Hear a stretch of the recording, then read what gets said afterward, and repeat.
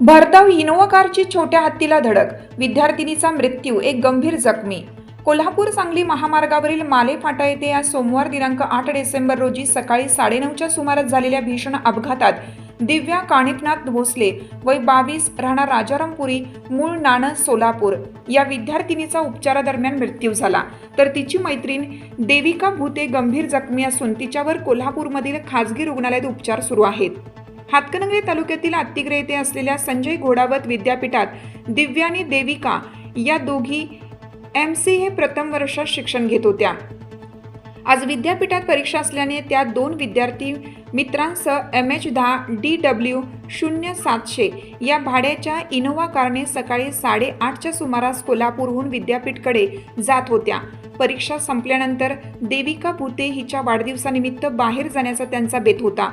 माले फाट्याजवळ MH09 EM 6290 हा छोटा हत्ती टेम्पो स्क्रॅपच्या प्लास्टिक व काचेच्या बाटल्यांनी भरलेला पुलाशेजारी उभा होता.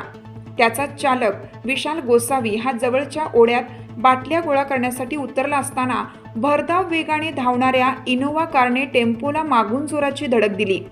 धडकेचा जोर इतका प्रचंड होता की इनोव्हा हवेत उडून तब्बल 3दा पलटी झाली.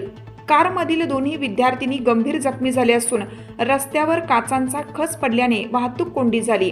अपघातानंतर नातेवाईकांनी हातकणंगले पोलीस ठाण्यात तक्रार करण्याचा प्रयत्न केला असता पोलिसांनी दुर्लक्ष केल्याचा आणि कार चालकावर कारवाई करण्यात टाळाटाळ केल्याचा आरोप नातेवाईकांनी केला आहे. चालक ईशान धुमाळ याचे स्थानिक पातळीवर प्रस्थ असल्याने दबाव आणला जात असल्याचाही आरोप करण्यात येत आहे.